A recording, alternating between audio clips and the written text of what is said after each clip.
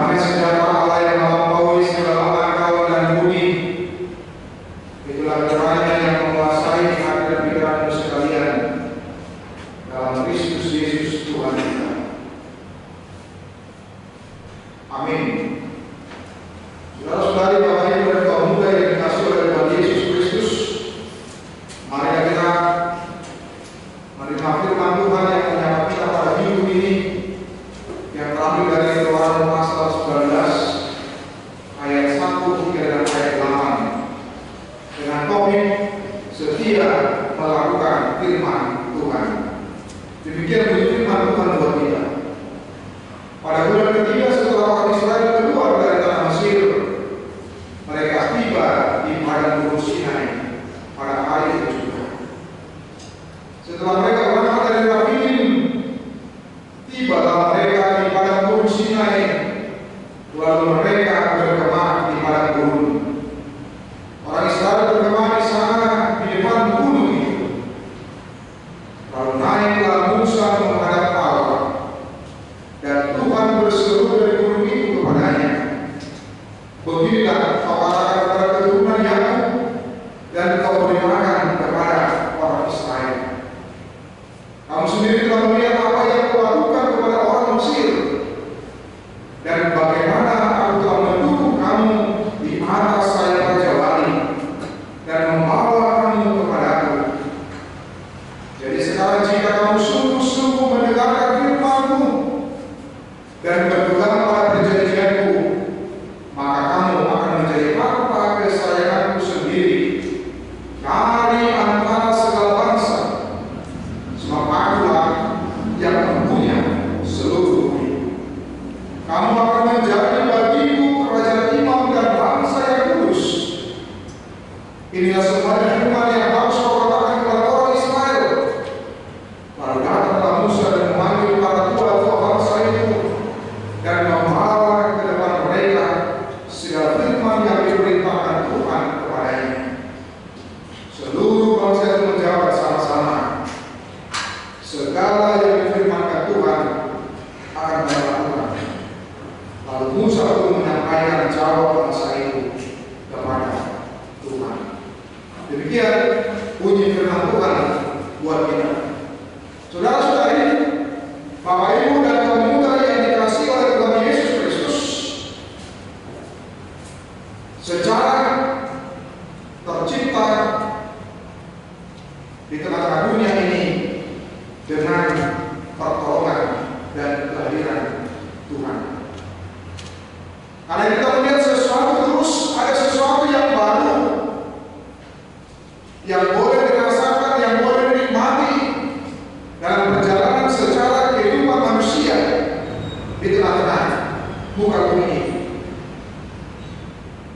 Termasuk di dalamnya adalah sejarah yang dialami oleh umat Tuhan, yaitu bangsa Israel. Dengan pengalaman mereka, dengan apa yang mereka hadapi, dengan apa yang mereka alami di dalam perjalanan kehidupan mereka, dengan perbudakan yang tentu saja sangat menyakitkan. Tapi lihatlah, ternyata Allah tidak tinggal di atas sejarah, tapi Tuhan membuat sejarah baru bagi kehidupan mereka. Dengan apa yang memberikan kebebasan, dengan memberikan kemerdekaan secara gratis kepada umat itu dari penderitaan mereka yang begitu luar biasa, dari ketidakpastian masa depan mereka oleh karena diperbudak, dari pekerjaan tanpa batas maupun dari kebutuhan hidup yang terbatas. Dengan kehadiran Allah di tengah-tengah umat itu dan campur tangan Tuhan, kehidupan umat itu berbeda 180 derajat. Namun sering sekali dalam pengalaman kehidupan umat itu mereka melupakan namanya secara intervensi Allah di tengah-tengah kehidupan mereka. Oleh karena berbagai godaan, oleh karena berbagai rayuan yang cukup menarik dari sudut mata jasmani mereka, sehingga acap kali mereka lupa apa yang sudah dilakukan yang sudah diperbuat, apa yang sudah dikerjakan oleh Tuhan di tengah-tengah kehidupan mereka. Begitu keluar, mereka dengan gampangnya bersungut-sungut. Musa, kami mau mati di sini ya. Mana makanan dan minuman bagi kami? Ada lebih baik kami hidup di tanah Mesir. Musa, kenapa kalian makanan ini? Kapan kalian akan menikmati daging-daging yang enak? Dalam pandangan dan pikiran mereka, hanya sebatas yang menyenangkan diri mereka, kedagingan mereka. Padahal pekerjaan yang besar yang telah dilakukan oleh Tuhan yang seharusnya tidak akan pernah terlupakan dari hidup mereka, dari dalam pikiran mereka, dari dalam hati mereka. Karena itu kita selalu mengatakan pengalaman itu adalah guru yang terbaik. Tapi sering sekali Bapak Ibu dan orang muda kita melupakan pengalaman itu. Betul? Kita melupakan pengalaman walaupun itu pengalaman terbaik. Ketika ada tantangan yang menghampiri kehidupan kita, kemudian kita menjadi tawakan, kita menjadi kecut lagi. Kita tidak mengingat lagi apa yang sudah dilakukan, apa yang sudah diperbuat, apa yang sudah dikerjakan oleh Tuhan di tengah-tengah kehidupan kita. Seharusnya kita tidak melupakan apa setiap pekerjaan Allah di dalam kehidupan kita. Next, itu yang dialami oleh Tuhan itu pada waktu itu, Bapak Ibu dan orang-orang muda. Peristiwa keluarnya bangsa Israel dari Mesir dengan tujuan seperti yang disebutkan tadi, Allah hendak membentuk mereka menjadi umat kesayangan Tuhan. Itu yang disebutkan di ayat 5 tadi. Allah bertujuan membentuk mereka, mempermudah mereka menjadi umat kesayangan Tuhan di dalam kehidupan mereka. Kita bisa bayangkan Bapak Ibu dan orang muda dari antara sebangsa dan kita disebutkan menjadi umat kesayangan bagi Tuhan. Mungkin yang ada dalam benak kita adalah umat kesayangan, orang yang kesayangan dan kesayangan, maka akan disediakan dengan berbagai fasilitas yang lengkap. Semuanya ini. Apalagi namanya kalau sudah ada kesayangan, tentu sangat sulit sekali orang tua untuk menolak. Tapi berapa seperti itu Allah memperlakukan hal ini? Tidak. Justru jauh kesan sekali bahkan Allah membentuk mereka. Allah justru membentuk mereka di dalam situasi kondisi yang dari sudut pertimbangan secara kedagingan kita, kemanusiaan kita, dengan kondisi gunung pasir yang tandus, yang kering, bukan dengan tempat yang empuk, yang nyaman, yang semuanya disediakan dengan makanan, minuman dan sebagainya. Dengan apa? Dengan situasi kondisi gurun pasir yang susah memperoleh makanan dan juga air minum. Dengan apa? Dengan ancaman dari hewan buas di padang gurun. Dengan apa? Dengan di padang gurun ancaman dari alam, suasana alam, situasi alam. Dengan apa? Dengan ancaman dari bangsa-bangsa lain. Silih berganti hendak menghancurkan, hendak membunuh mereka, membumi hanguskan mereka, supaya mereka lihatlah ternyata Allah tidak mendidik mereka dengan segala fasilitas dan kemewahan di dalam kehidupan umat. Tapi justru dengan kondisi yang terbatas, dengan kondisi yang adanya, bukan dengan kondisi yang baik dan mewah.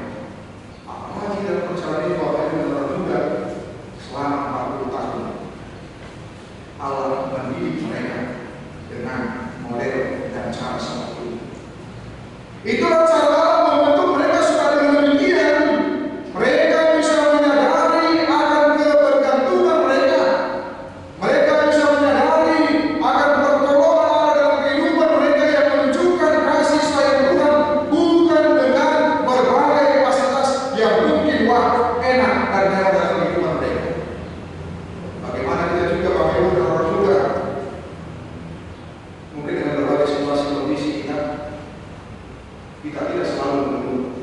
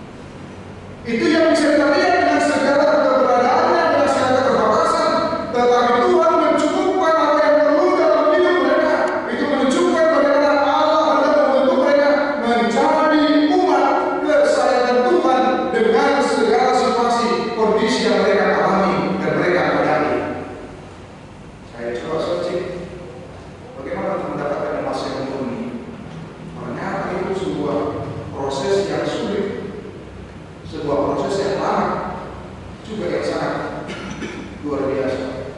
Saya menemukan pada kalau untuk mendapatkan emas yang murni itu harus dipanaskan sampai dengan suhu derajatnya 1400 derajat dan proses berulang. Kalau tadi bisa bicara, ketika berbicara tentang panasnya apa tidak bisa dikatakan, pasti akan mengeluhkan, pasti akan berkata sangat panas sekali. Tapi lihatlah untuk mendapat sebuah emas yang murni harus demikian prosesnya dan begitu luar biasa dalam prosesnya, dalam pemurniannya. Itu yang bisa kita lihat juga dalam kehidupan orang itu di tengah keterbatasan di situ. Allah memproses mereka, Allah membentuk mereka seperti apa yang diinginkan oleh Tuhan, bukan apa yang diinginkan oleh umat tersebut.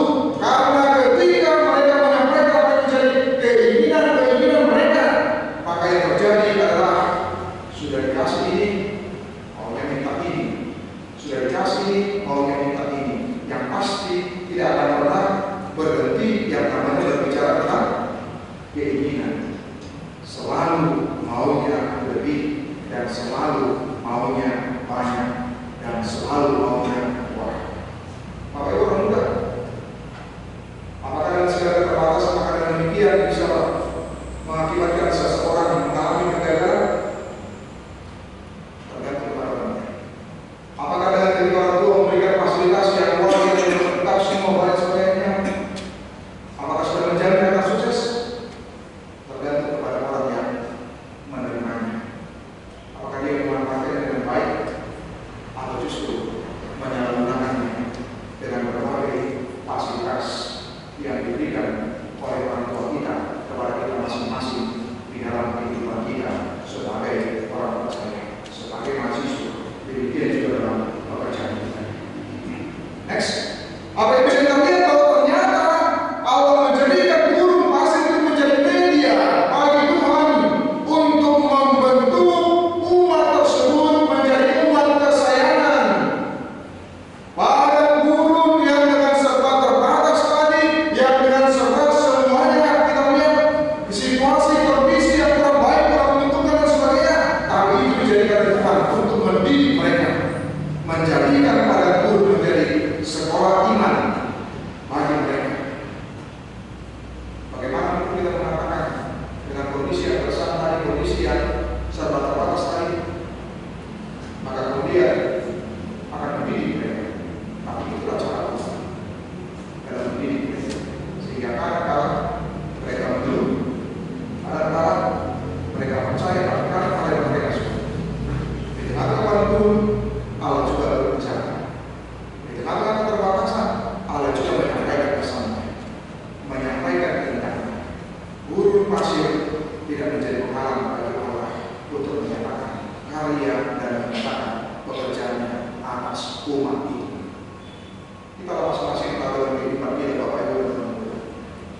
Apakah mungkin dalam kondisi seperti gurun pasir, oleh karena menghadapi tantangan-tantangan dari atasan kita kan, dari dosen kita kan, dari teman kita kan, dari orang tua kita kan, yang sudah memberikan deadline semester ini harus selesai kan? Kalau tidak, stop ya, saya kan? Apa yang stop? Stop balan dari sini, stop yang kiri dari sini. Saya bayangkan bagaimana dengan situasi kondisi seperti itu. Karena mungkin orang tua sudah mempertimbangkan dan lihat, Pak, sudah terlalu lama ini, terlalu baik dengan dosen yang lain. Maka ini menjadi lama seperti ini. Di tengah dan masih justru dipakai oleh Tuhan untuk membentuk umat itu dan menyatakan kehendaknya, kemauannya. Di tengah gurun pasir, di tengah keterbatasan, Allah berbicara, Allah menyampaikan pesannya kepada umat tersebut. Gurun pasir menjadi alat yang dipakai oleh Tuhan membentuk umat tersebut dengan baik. Saya teringat ketika dalam sebagai pendeta muda pada waktu itu melayani satu gereja di Kota Medan. Kemudian satu gereja yang cukup jumlah banyak jemaatnya. Kemudian begitu sampai saya coba untuk membuat beberapa yang kita lakukan. Apa yang bisa kita lakukan?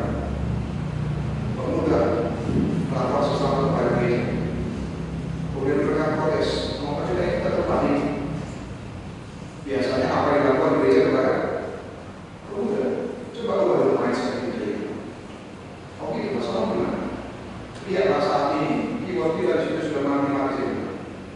Oh gitu, jadi kita selalu sih kita lakukan bisa seperti itu tersebut. Kemudian tujuannya salah satu ditanya adalah mari kita menggantikan. Dan kemudian kita juga memisahkan mulai kemudian peralatan orang dari kaum muda saja. Oh kita muda dengan semangat mereka melakukan mengerjakan dan sebagainya.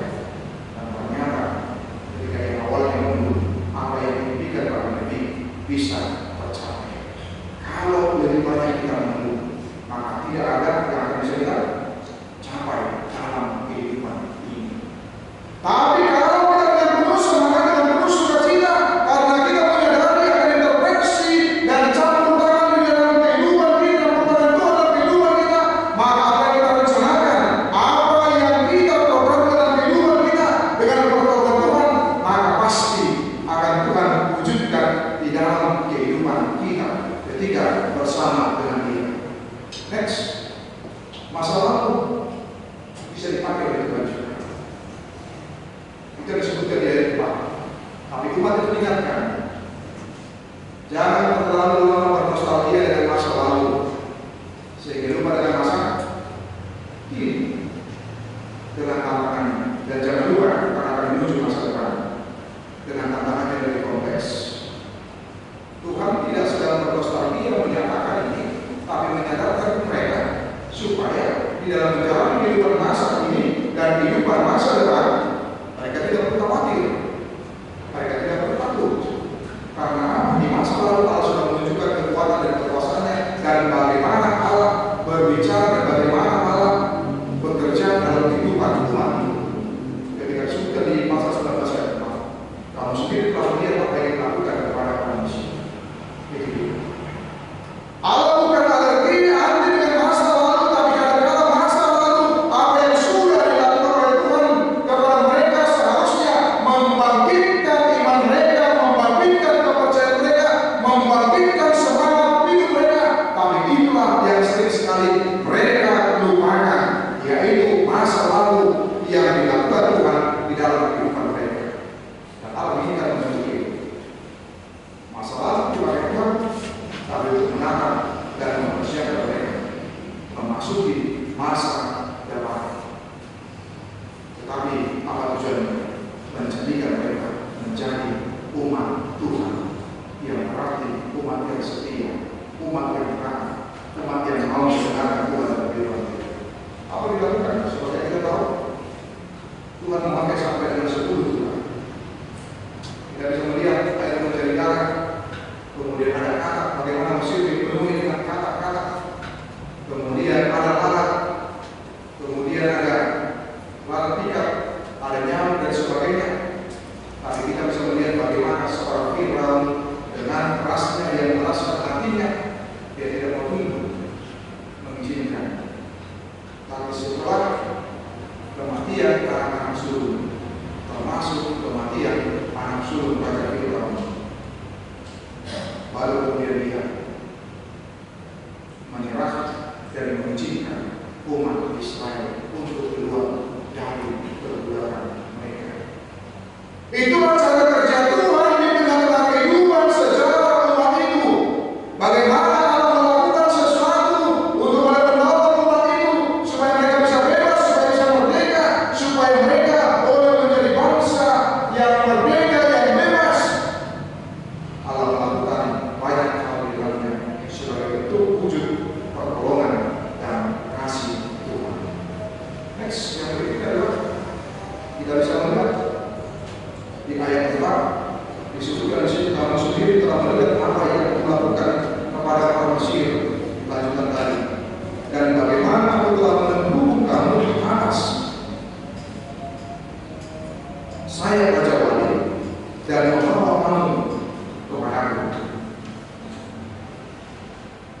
Ibaratkan diletakkan di atas saya Raja Wali dan membawa kepada Tuhan. Kenapa Raja Wali? Karena ternyata dalam Raja Wali, dari Raja Wali itu dalam Alkitab disebutkan menggambarkan Raja Wali itu adalah burung yang kecepatan terbangnya luar biasa. Begitu ya. Dia memiliki kekuatan juga. Dia memiliki kuasa. Dia hewan yang tangkas. Raja Wali terkenal kelebihannya juga adalah burung Raja Wali panjang umurnya. Burung Raja Wali penglihatannya tajam, cakarnya kuat, mampu mencari-cari mangsanya. Kemudian dalam membimbing anaknya, burung Raja Wali terbang menempatkan anaknya di atas sayapnya, sehingga anak Raja Wali begitu amat berbimbingan dan perlindungan hidupnya. Apa yang mereka itu adalah ini? Kalau ada seseorang mungkin yang bersama dengan kita, seseorang yang berpengaruh yang kuat sebagai tokoh yang hebat luar biasa, pasti kita akan merasa nyaman, kita akan merasa semangat. Walau kadang-kadang kita mencoba mengancam, tapi ketika kita bersama dengan kita mengenal orang itu siapa dan bagaimana kekuatannya, pastilah kita akan merasa nyaman, kita akan merasa tenang, kita akan merasa gembira. Seperti itu diibaratkan di mana ketika disebutkan ibarat diletakkan di sayapnya tadi, bagaimana sesungguhnya bukan berarti anak-anak Raja Wali itu tanpa tantangan dan tanpa upaya dari musuh-musuh yang mencoba menerkam mereka, menghabisi mereka, tetapi anak-anak burung Raja Wali itu merasa nyaman karena mereka tahu mereka bersama dengan siapa. Mereka bersama dengan hidupnya yang kuat, yang pangkas, kemudian yang kelihatannya tajam, tahu dia punya musuh itu di mana, yang betul-betul cakarnya kuat, mampu mencari-cari mangsanya. Tentulah anaknya itu merasa nyaman, tenang. Dalam nasi ini itu menggambarkan oleh firman Tuhan kepada kita. Bagaimana seharusnya ketika kita sudah mengenal Tuhan, maka dalam kehidupan kita yang ada adalah rasa nyaman kita, karena kita tahu kita berjalan dengan siapa, karena kita mengenal Allah kita yang senantiasa mendampingi dan menyertai kita di dalam kehidupan kita. Itu yang pernah disampaikan oleh Yesus. Aku akan menyertai kamu sampai apa? Aku akan menyertai kamu sampai tahun 2023. Tidak, masa terlalu sempit itu kan? Tahun 2024. Tidak. Ada kata, aku akan menyertai kamu sampai akhir zaman. Tidak ada ternyata yang bisa membatasi penyertaan Kristus dengan orang yang percaya.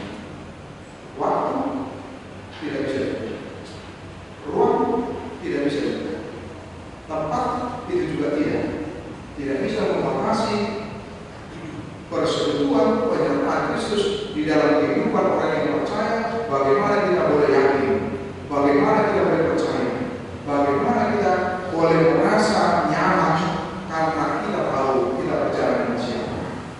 Kita berjalan dengan Kristus Tuhan kita di dalam setiap hari ini, dalam setiap kehidupan kita, sehingga kita tidak perlu khawatir, ragu dan takut di tengah-tengah kehidupan kita, karena kita bersama dengan Dia. Next. Yang berikutnya kita bisa melihat dalam tafsirnya adalah memberikan firman Tuhan sebagai kompas dalam kehidupan mereka, supaya mereka menjadi bangsa yang memiliki panduan di dalam kehidupan mereka. Ada panduan yang jelas, apa yang boleh, apa yang tidak, apa yang benar di hadapan Tuhan, apa yang jahat. Karena itu untuk menjadi harta kesayangan Tuhan, menjadi kerajaan imam, menjadi bangsa yang kudus, ternyata tidak terlepas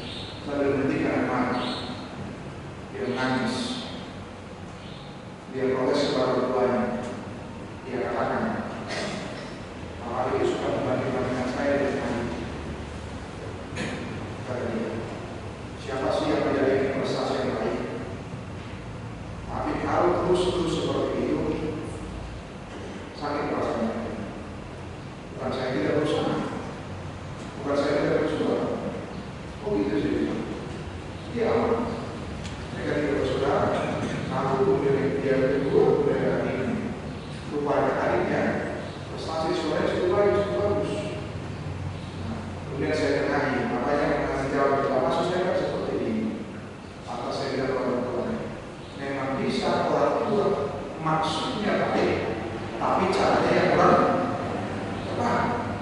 Tujuannya ini, tapi metodenya caranya yang kurang pas. Tujuannya baik, apa tujuannya baik? Memang tujuannya sebaik faktor. Tapi seperti dari dalam nyanyikan, kalau sudah seperti itu dibandingkan nyanyikanlah apa yang dinyanyikan oleh orang itu, atau juga dibandingkan dia berbeda begitu. Nah, coba kita coba lihat bagaimana seperti yang disampaikan oleh Nabi.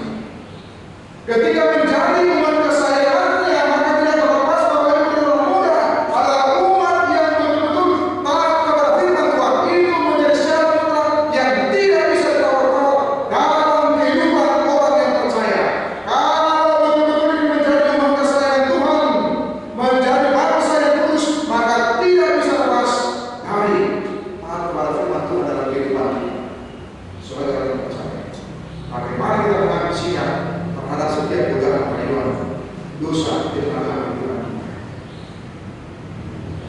Kemarin waktu kami ke PK, sebelum dengan topik ada apa dengan cinta, kemudian diskusi, kemudian sampai membahas tentang LGBT juga. Nah, kemudian setelah selesai ada satu orang menjumpai saya dan mengatakan, mereka sepertinya seperti di negara barat ini kelompoknya itu kelompok dari sini perbuatannya itu begitu luar biasa. Saya tahu di situ.